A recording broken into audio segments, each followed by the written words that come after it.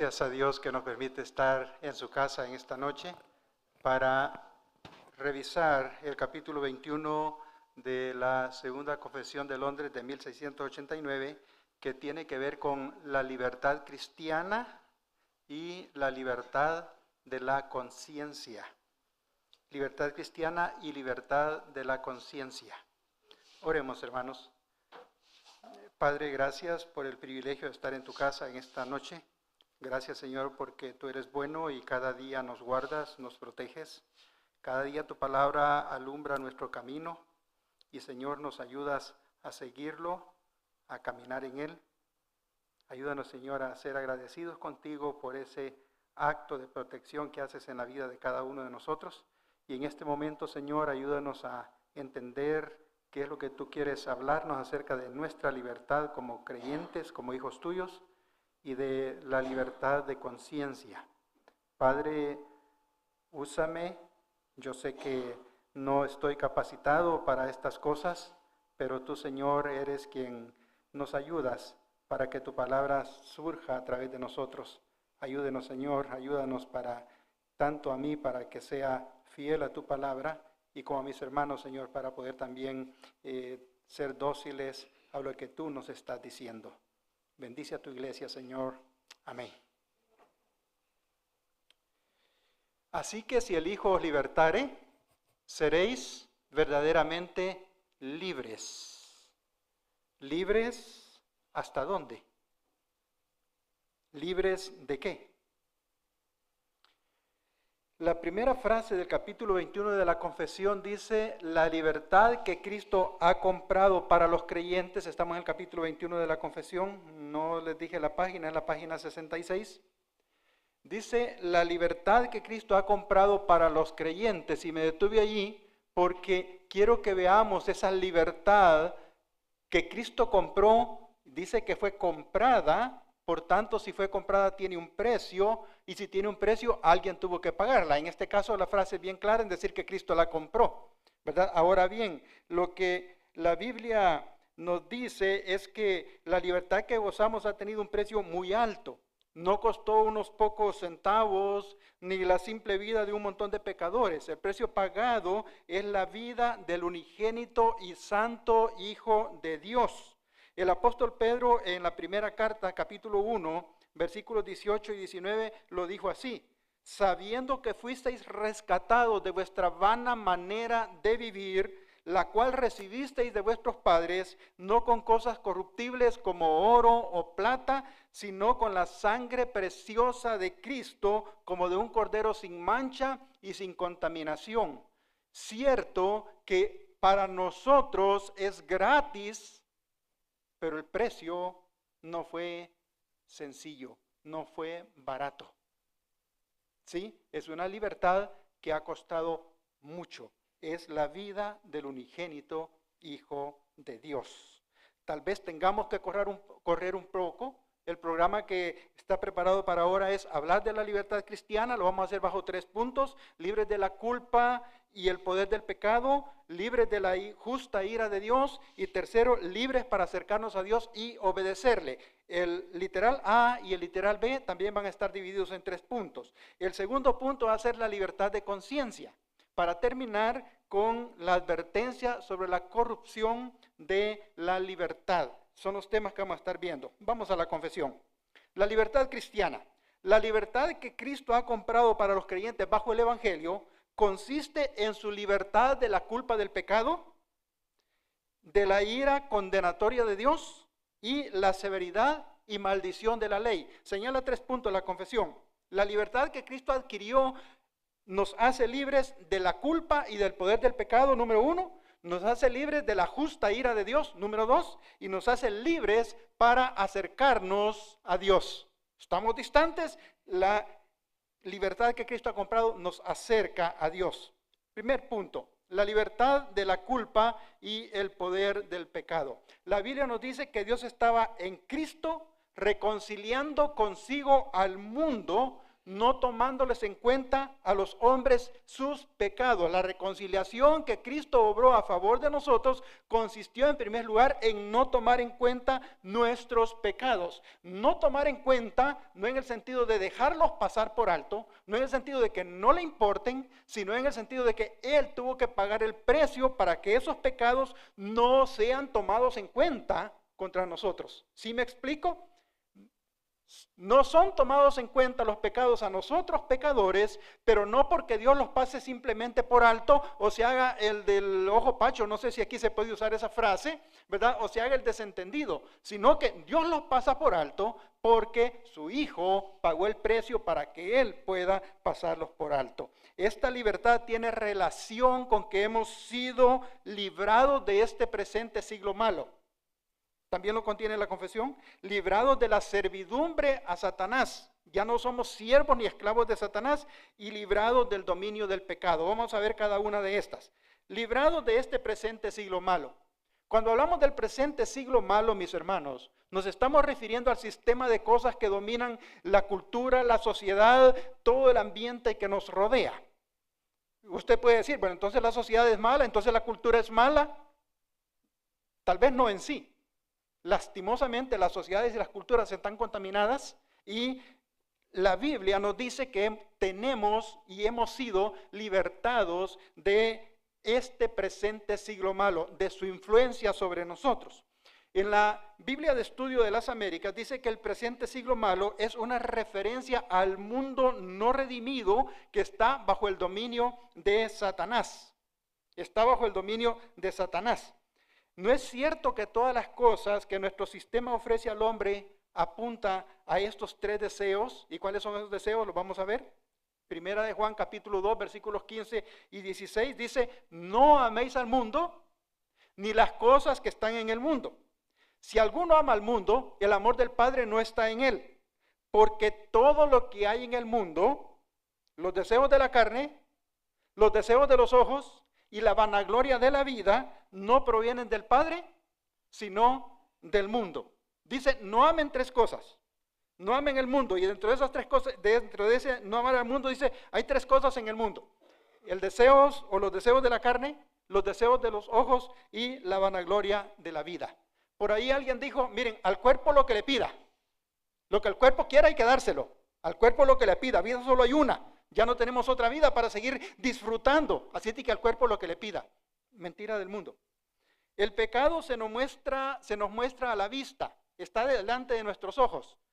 Enciende su televisor y empieza a ver comerciales donde los ojos están siendo alimentados con la vanidad de la vida, con la concupiscencia de la carne, con todas esas cosas que incitan al ser humano a pecar. Al hombre se le dice que no es un macho, que no es un hombre de verdad, si no toma tal cerveza, tal licor, si no fuma tal cigarro. A la mujer si no se viste de esta forma, si no usa tal adorno. Estamos bombardeados de todas estas cosas. Por el otro lado dice, tú eres un triunfador. Saca lo mejor de ti porque tú debes estar en la cima siempre. Recuerdo una vez encontré a voy a decir un paisano, sí, un paisano, fue mi compañero de escuela. Yo estaba trabajando en una ferretería y tenía un jefe, lógicamente el dueño de la empresa, y un día me encontró en la calle y me dijo, Nahum, ¿por qué sigues trabajando con él? Y yo digo, pues allí trabajo, no, necesito trabajar. Y me dijo, tú eres hijo del rey, a ti nadie tiene que mandarte, tú tienes que mandar en lugar de que te manden. Tú no puedes estar trabajando para otra persona, tú eres hijo del rey. ¿Cómo es posible? La vanagloria de la vida. ¿Cómo es posible que vivas así siendo hijo del Señor? Todo esto, dice la Biblia, debemos de hacerlo a un lado, dejarlo a un lado, porque este sistema de cosas nos incita a actuar delante de Dios de una manera incorrecta. Dice que Cristo nos ha librado de esta situación. Y lo dice de esta forma. Por ejemplo, Gálatas 1, 3 al 4. Yo traigo una frase ahí que es la que resalta el punto, pero leo todo. Gracia y paz sean a vosotros de Dios el Padre y de nuestro Señor Jesucristo. El Señor Jesucristo se dio a sí mismo por nuestros pecados. ¿Para qué? Para librarnos del presente siglo malo, conforme a la voluntad de nuestro Dios y Padre, a quien sea la gloria por los siglos de los siglos. Amén. Nuestro Señor Jesucristo, dice Gálatas, se dio a sí mismo por nuestros pecados pero para librarnos del presente siglo malo, para evitar que esas cosas sigan teniendo dominio sobre nosotros, hermanos. Para que eso ya no nos influencie y nos obligue a hacer cosas que van en contra del designio de Dios. Y Él os dio vida a vosotros, Efesios 2, 1 a 2, cuando estabais muertos en vuestros delitos y pecados, en los cuales, ahora ya no, en los cuales anduvisteis en otro tiempo, siguiendo la corriente de este mundo. Dice, el cristiano ya no vive ahí, ya Cristo lo libertó, ya Cristo lo sacó de allí. Y anduvimos tal vez en eso en otro tiempo, pero ahora ya no.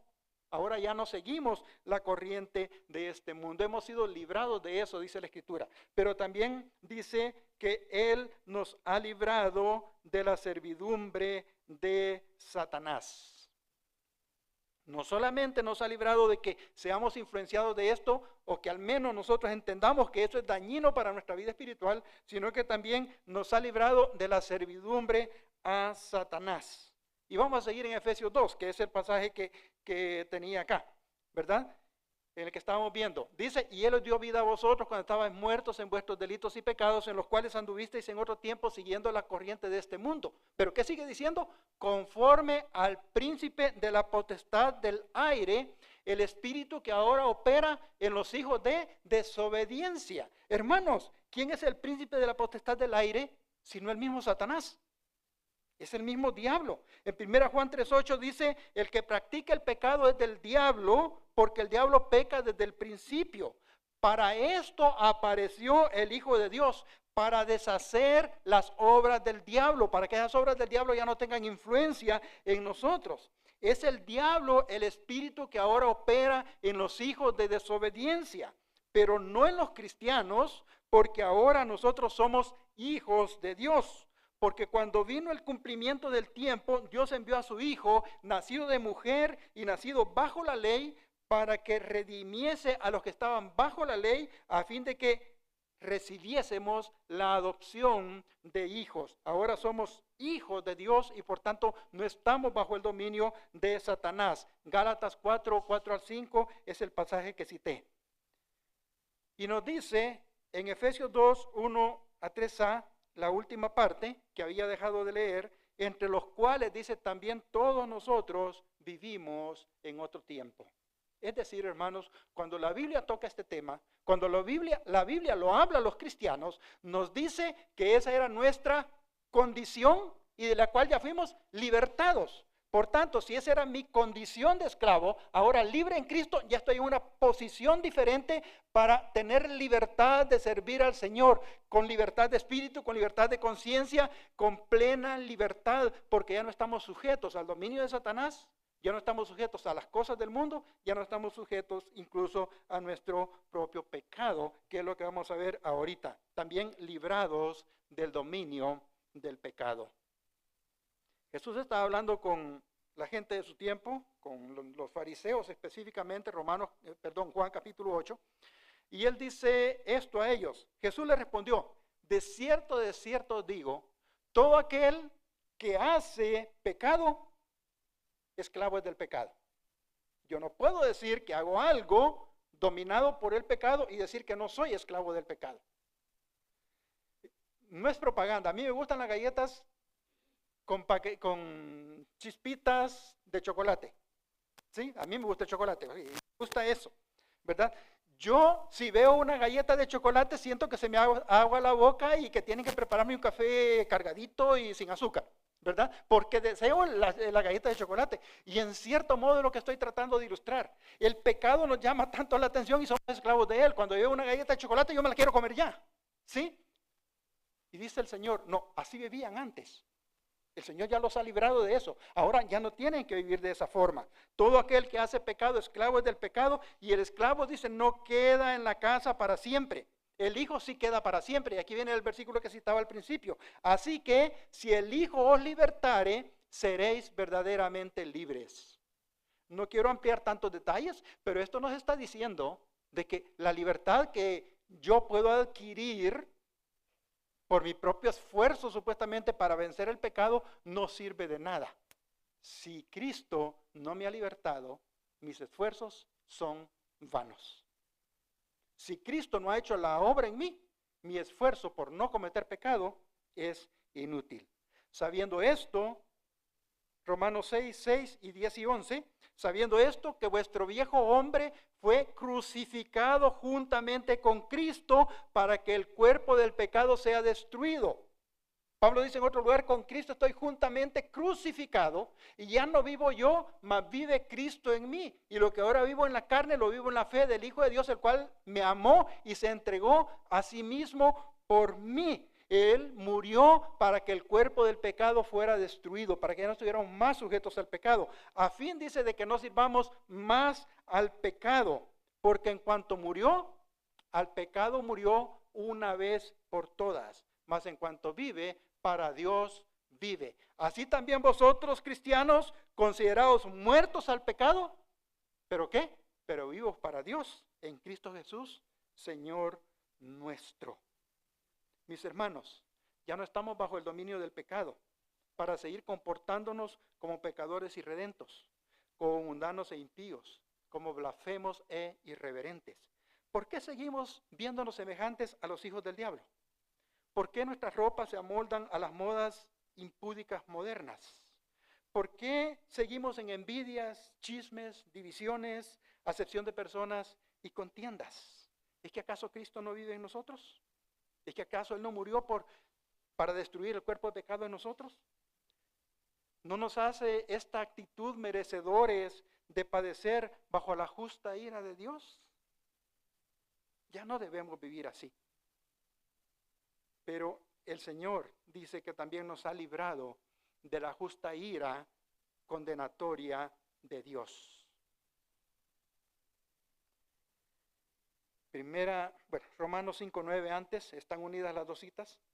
Dice, pues mucho más, estando ya justificados, los creyentes, estando ya justificados en su sangre, por Él seremos salvos de la ira. Es Jesús quien nos libra de la ira venidera, dice en 1 Tesalonicenses capítulo 1 y versículo 10. Esto significa que hemos sido librados de la condenación eterna, librados del mal de las aflicciones y librados del temor y aguijón de la muerte y del sepulcro. Vamos a ver estos tres puntos. Librados de la condenación eterna. Dice la Escritura, de cierto digo, el que oye mi palabra y cree al que me envió, ¿llegará algún día a tener vida eterna? Dice, tendrá o tiene vida eterna y no vendrá a condenación, mas ha pasado de muerte a vida. Yo no soy cristiano para ver si el Señor un día me salva. Yo no soy cristiano para ver si logro alcanzar eso por medio de mis acciones. Yo soy cristiano porque Él dio su vida por mí. Y ahora, desde ya, dice, yo gozo de vida eterna. No quiere decir que no voy a morir, pero estoy seguro de que todo cristiano verdadero goza desde ya de la vida eterna. La vida eterna para él, dice Juan 5:24, que acabamos de leer, es segura. Porque si siendo enemigos, cuando Cristo nos reconcilia, cuando Él muere por nosotros, nosotros éramos enemigos del Señor, porque si siendo enemigos fuimos reconciliados con Dios por la muerte de su Hijo, mucho más, hermanos, estando reconciliados, seremos salvos por su vida. No hay condenación para los que están en Cristo Jesús. Esto estaba en Romanos 5:10. Entonces hemos sido librados de la condenación eterna. Yo sé que voy corriendo, el tiempo es corto y quiero abarcar todos los puntos, ¿verdad? Hemos sido librados entonces, hermanos, de la condenación eterna. Ahora gozamos, tenemos vida eterna. El Señor lo ha dicho en su palabra, el Señor ha cumplido todo lo que ha dicho en su palabra y el Señor terminará cumpliendo esto. Dice que Él nos perfeccionará hasta el día de Jesucristo. Pero si ya tengo vida eterna, hermano, entonces ¿por qué a veces tengo dolores? ¿Por qué sufro aflicciones? ¿Por qué sufro penalidades? Y vamos a ver ahorita librados del mal de las aflicciones. Y quiero, hermanos, que pensemos un poco en esto. Además de librarnos de la condenación eterna, Dios también nos libra del mal de las aflicciones. Pero esto no es una promesa de liberación de las aflicciones. lo voy a decir otra vez porque a veces no le ponemos mucha atención a las palabras y cuando se repiten parece que estamos diciendo lo mismo. Miren, el Señor nos libra del mal de las aflicciones, no de las aflicciones. ¿Sí me doy a entender? Además de librarnos de la condenación eterna, Él hace esto. No es una promesa, decía, de liberación de las aflicciones, sino más bien que nos libra del mal que las aflicciones traen. Por ejemplo, dándonos su paz. Es un ejemplo. Y aquí Juan 16:33. Estas cosas os he escrito, os he hablado, para que en mí tengáis paz. Para eso les estoy diciendo esto, le dijo el Señor a sus discípulos, ya cerca de su muerte prácticamente, Juan capítulo 16. Y Él dice, en el mundo tendréis aflicción, pero confiad, yo he vencido al mundo. En el mundo tendréis aflicción. No hay aquella idea de que el cristiano nunca va a padecer aflicción. No hay aquella idea de que el cristiano nunca va a sufrir. Lo que nos dice la Escritura es que a pesar de ese sufrimiento, a pesar de esas aflicciones, el cristiano puede tener paz, puede vivir en paz, puede estar en paz y vivir tranquilo. Yo sé que no es fácil, yo sé que es difícil, sé que cuando las aflicciones nos agobian, estamos preocupados, pero la Biblia nos dice, no estén así. Yo ya los he librado del mal, de la preocupación por las aflicciones. Y veamos el ejemplo apostólico. Y les traigo esto porque creo que es un ejemplo muy, muy fuerte. Hechos capítulo 5. Versículos 40 al 41, Pedro y Juan están ante el concilio, se obró un milagro a la entrada del templo y no les cupo en la cabeza cómo era posible que aquellos pescadores que antes habían seguido al Señor habían sanado a un cojo que estaba a la puerta del templo y empezaron a reclamarles y ellos pues dijeron que era por obra del Señor. Entonces, Hechos 5, 40, 41 dice, y llamando a los apóstoles, después de azotarlos, les intimaron que no hablasen en el nombre de Jesús y los pusieron en libertad. Y ellos, miren hermanos, ellos, la parte que está en azul ahí, ellos salieron gozosos de haber sido tenidos por dignos de padecer afrenta por causa del nombre. ¿Qué les habían hecho los principales sacerdotes con la guardia romana? Dice que los habían azotado. ¿Cuántos azotes se les daban? ¿Quién se acuerda? ¿Cuántos? 39 azotes. Les daban 39 azotes. Los habían golpeado con látigo y salieron llorando. No, dice la Biblia que ellos salieron contentos. No simplemente contentos, gozosos, algo más que alegría simple. Gozosos de haber sido tenidos por dignos de padecer afrenta por causa del evangelio. Ellos sentían que eso era un privilegio enorme. Pero qué difícil cuando está frío, ¿verdad? Qué difícil cuando hay mucho calor. Qué difícil cuando hay mucho viento. Qué difícil cuando he salido cansado del trabajo. Felices porque habían sido tenidos por dignos de sufrir afrenta por causa del evangelio. En el mundo tendréis aflicción, pero no temáis, yo he vencido al mundo. Pero también dice la Biblia que hemos sido librados del temor y el aguijón de la muerte y del sepulcro. Quizá una de las cosas que más le tenemos miedo es a la muerte, ¿no?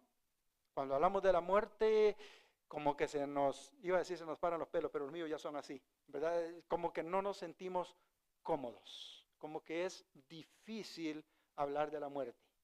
Yo a veces les digo a las personas, no crean que es tanto en broma. Yo a veces les digo a las personas, miren, yo no voy a vivir más de 10 años. O sea, después de ahorita digo, no. Lo único que casi todos los años digo lo mismo, ¿no? Ok, no calculo vivir más de 10 años, les digo sacando un promedio entre la vida de mi mamá y de mi papá y diciendo por ahí, no hagan eso ustedes, no hagan eso, esa es locura mía, ¿ok? Pero es uno de los temas que nos aflige. Y la Biblia dice que Dios ya nos ha librado de eso, ¿verdad? Dice que Él ha hecho eso en nosotros, así que Él nos libra. No nos libra de la muerte física. Esta ha sido establecida para toda la humanidad, Hebreos 9:27, y de la manera que está establecido para todos los hombres o para los hombres que mueran una sola vez y después de esto el juicio. Pero nos libra del temor hacia ella. Es más, nos consuela con la victoria sobre la muerte cuando nuestro corruptible y mortal cuerpo ya no estará más sujeto a la corrupción, sino que vivamos por siempre delante de Dios. Y esto lo dice el apóstol Pablo, primera carta a los Corintios, capítulo 15. Dice él, y cuando esto corruptible, este cuerpo que se corrompe, que se pudre, este cuerpo que aún estando vivo con las enfermedades, a veces salen cosas del cuerpo desagradables, ¿no? Tenemos una herida y como que no es muy bonito lo que está saliendo. Y dice, cuando esto corruptible se haya vestido de incorrupción, y cuando esto mortal se haya vestido de inmortalidad, entonces se cumplirá la palabra que está escrita, sorbida es la muerte en victoria. La muerte ha sido destruida. No importa, dice, que el cuerpo muera, la muerte ya no tiene potestad sobre ustedes, porque ustedes gozan de vida eterna en el Señor. El cerrar los ojos acá es un abrirlos delante de la presencia del Señor. El apóstol Pablo dijo, porque para mí el vivir es Cristo y el morir es ganancia. Y el apóstol Pablo dijo, miren, yo estoy puesto en un estrecho, no encuentro qué decidir. Porque partir y estar ya en la presencia del Señor es mucho mejor. Pero estar con ustedes también es bueno, porque ustedes necesitan de que se les instruya. Y si Dios me dio a escoger, no sé qué escoger. Porque de una vez estaría con el Señor al partir de esta tierra. Y por eso dice, la muerte ya no tiene poder sobre el creyente. Esta frase, sorbida la muerte en victoria, otras traducciones dicen, vencida ha sido la muerte. Ya hemos vencido la muerte. Ya la muerte sí es un paso duro, es un paso difícil. No sabemos, no conocemos cómo se siente y todo eso. Pero la Biblia dice que para el creyente partir de este mundo es mucho mejor, porque desde ya estará gozando de la presencia del Señor. Sigue el pasaje que estamos citando de 1 Corintios 15 y le hace el llamado, le hace la pregunta, ¿dónde está, oh muerte, tu aguijón? ¿Qué pasó? ¿Qué hiciste? ¿De qué te ha servido el temor en que nos metías? ¿Dónde está, oh muerte, tu aguijón? ¿Dónde está, sepulcro, tu victoria? Ya no puedes contenerme, no me puedes detener. Yo voy a estar ahí, mi cuerpo va a desintegrarse, va a regresar al polvo, como dice la Escritura, pero yo, mi esencia, mi ser, va a estar delante de la presencia del Señor. Y en el día en que el Señor venga por los suyos, el día en que el Señor aparezca por segunda vez, estos cuerpos van a ser transformados. Ya no va a resucitar, dice el apóstol Pablo, un cuerpo mortal, sino un cuerpo celestial, un cuerpo diferente, un cuerpo transformado para gozar eternamente o continuar gozando eternamente de la presencia misma del Señor y de la comunión con los demás hermanos. Así es de que, hermanos, empecemos a llevarnos bien ahorita aquí, porque allá vamos a estar juntos y van a tener que seguir aguantándome. Luego dice, libres para acercarnos a Dios y obedecerles. Libres para acercarnos a Dios y obedecerle. Así que, hermanos, teniendo libertad para entrar en el lugar santísimo por la sangre de Jesucristo, por el camino nuevo y vivo que Él nos abrió a través del velo, esto es, de su carne, y sé que leí el tono como lo que sigue, pero nos vamos a quedar hasta ahí. Dice que tenemos libertad para entrar en el lugar santísimo. Y aquí debemos de recordar el templo o el tabernáculo, cualquiera de los dos, donde había un velo que dividía el espacio entre el lugar santísimo, que era donde se entendía estaba la presencia misma del Señor, con el tabernáculo de reunión. Dios está en todos lados, pero cuando hacemos eso lo mencionamos en un sentido especial, ¿verdad? Donde estaba adentro de ese estaba el arca del pacto y ahí estaban las tablas de la ley. Ese velo que estaba en el templo dividiendo ese recinto del lugar santísimo con el lugar santo, y cuando estaba toda la gente reunida, fue abierto de arriba a abajo cuando Cristo murió en la cruz del Calvario. Por eso el autor de los Hebreos dice, Cristo rompió, abrió, rasgó, quitó ese velo y ahora tenemos nosotros libertad para entrar en el lugar santísimo, la presencia misma de Dios. Efesios 2:18, porque por medio de Él, es decir, de Cristo, los unos y los otros tenemos entrada por un mismo espíritu al Padre. Es decir, hermanos, los cristianos gozamos de ese privilegio de llegar directamente a la presencia de Dios con nuestras oraciones, con nuestra alabanza, con nuestro servicio, con nuestra adoración. ¿Qué tan reverentemente lo estamos haciendo? ¿Qué tan reverentemente estamos alabando a Dios, estamos glorificando a Dios, estamos sirviendo a Dios? Sí, lo que nos dice la Biblia es que estamos directamente en la presencia del Señor. Dice libertad para acercarnos a Dios y obedecerle. Acerquémonos, siguiendo en Hebreos, acerquémonos con corazón sincero, en plena certidumbre de fe, purificados los corazones de mala conciencia y lavados los cuerpos con agua pura. Esto nos llama a la santidad, nos llama al servicio sincero delante de Dios. Al servicio dice que sea libre de mala conciencia. Y dice más, mantengamos firmes sin fluctuar la profesión de nuestra esperanza, porque fiel es el que prometió. Y considerémonos, hermanos, unos a otros, para estimularnos al amor y a las buenas obras. Obedecerle, hacer lo que Él quiera. En relación a esto, la confesión dice, todo esto era sustancialmente común también a los creyentes bajo la ley, el Antiguo Testamento. Pero bajo el Nuevo Testamento la libertad de los cristianos se ensancha mucho más. ¿Por qué? Porque están libres del yugo de la ley ceremonial a que estaban sujetas la iglesia judaica. Aquí llama iglesia a la congregación de Israel. Y tiene ahora mayor confianza para acercarse al trono de la gracia y experiencias más plenas del libre Espíritu de Dios que aquellas de las que participaron generalmente los creyentes bajo la ley. Está diciendo que nuestra libertad es mucho más amplia y mucho mejor que la de los que creyeron en el Antiguo Testamento, porque ellos también estaban sujetos a la ley ceremonial, a la cual, hermanos, nosotros ya no estamos sujetos. Ya no se les piden corderos, ¿verdad? Ya no se les piden palomas, machos cabríos, no se les piden ninguna de estas cosas que bajo la ley ceremonial judía se celebraban. Ahora nosotros estamos libres de todo eso. Apenas hemos terminado el punto 1, vamos al punto 2. La libertad de conciencia. La confesión dice, solo Dios es el Señor de la conciencia. Y la ha dejado libre de las doctrinas y mandamientos de los hombres que sean en cualquier cosa contrarios a su palabra o que no estén contenidos en su palabra.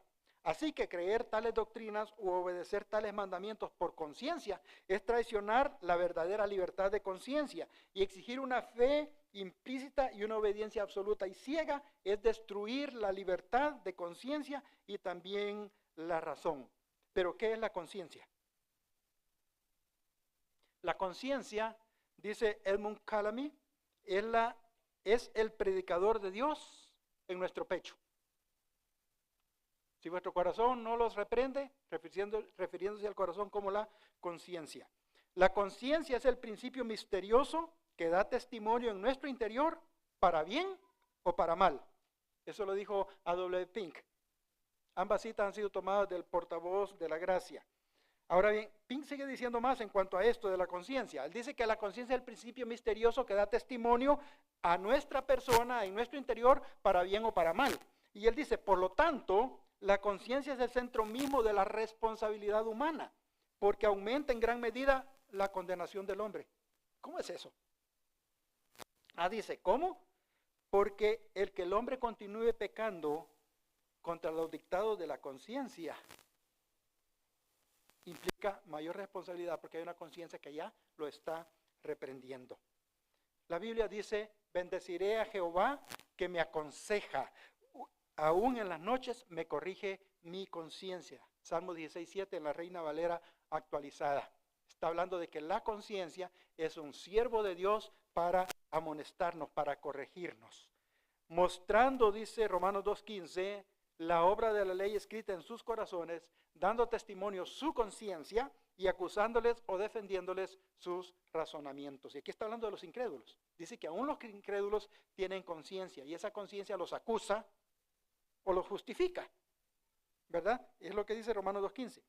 Hechos 4:19, continuación de lo que habíamos visto hace un rato, en Hechos, dice, mas Pedro y Juan respondieron diciéndoles, aquellos que le dijeron ya no hablen más en contra del Señor, juzgad si es justo delante de Dios, obedecer a Dios, obedecer a vosotros antes que a Dios.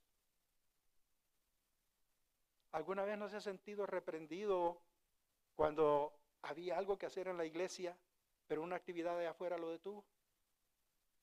¿No has sentido que hubo algo que por dentro le dijo, ¿qué pasó? ¿Por qué no fuiste allá? ¿Por qué hiciste esta otra cosa? Dice, esa es la conciencia que nos está hablando.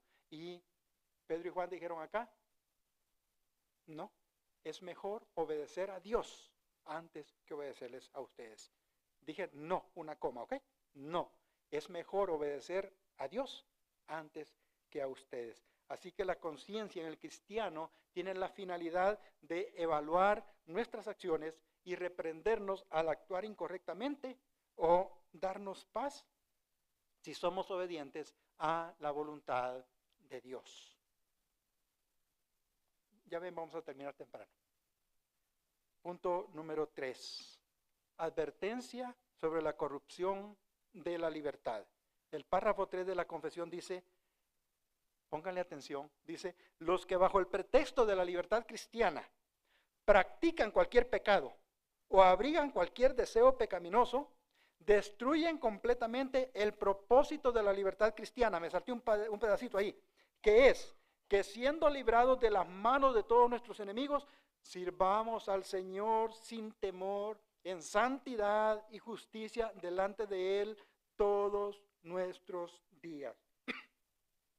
La confesión advierte a aquellos que piensan de su libertad como una licencia o permiso para realizar cualquier obra pecaminosa o contraria a la voluntad de Dios, a que no debemos vivir de tal manera que nuestras acciones deshonren el nombre de Dios. La libertad cristiana no es libertad para pecar y vivir conforme a nuestro antojo.